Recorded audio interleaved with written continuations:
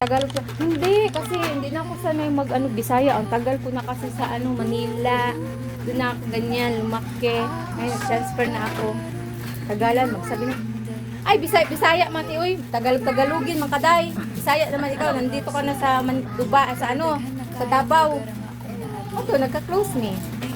Panuba na may ugating classes. Uy, wala ko nag-shooting no. Ikaw na nagkakati siguro. Hubog. Watang ko ana. Utang Ato sa Manila. Kuman, planuhag agtog Dubai, wa ka pasar sa immigration. Wala ba? Wala ka ba sa? Hindi ko ato. Sinable ko kay itong kuano eh. Kung sila yung na. Ang buto sa pangutanan niya.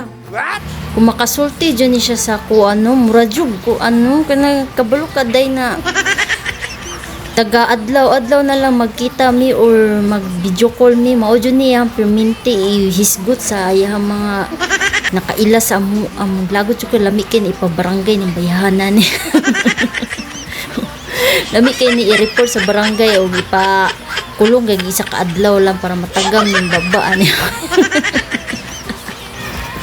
bitaw day kani day siya day amiga day na ako ni siya since 2002 classmate na ako ni siya sa high school pa nagka-close mi ani tungod kitapad rami og lingkuranan ni kay letter A man mi parehas albaera siya agad ko siya ang nauna sa tapad ra jud kay mi sa lingkuranan kini si Elsie day ang pangalan karon pa na paila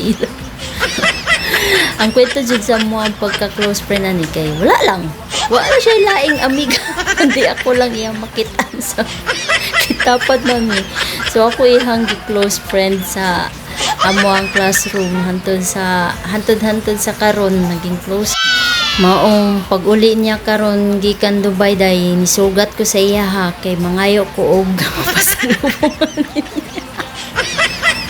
mo ako po joke lang basi maninood ni siya umo bitaw day seryoso ra gud tabi purente lang tamang joke ni nakipagkita ko ani niya kay pilat pod ka tuig na wala mi nagakita niya sa last uli niya tong gikan pod siya Dubai wa mi nagkita niya kay gi-Indian ko ani day lagot kay ko ato day lami kayo ko ano lagi day suko kay ko ato na time day gi-block bitaw na ako ni siya day may nalampod kinagbuhat ni siya bagong account ug gi-add po ko niya may nalampod kay buotan ta og dali ra ta makapasaylo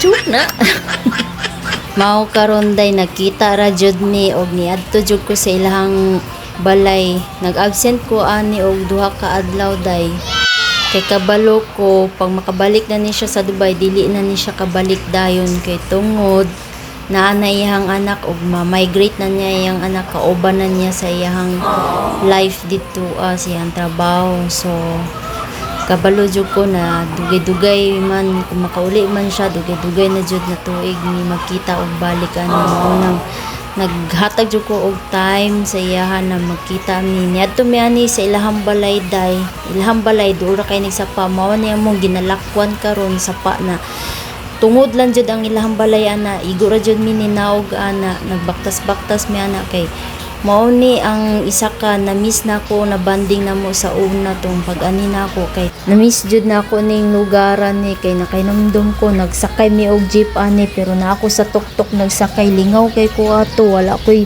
gibuhat ko sige ko katawa og lingaw kay ko sa akong mga nakita sa palibot ato mao tong nibalik jud ko ana jud na mo balik jud ko aning lugaran ni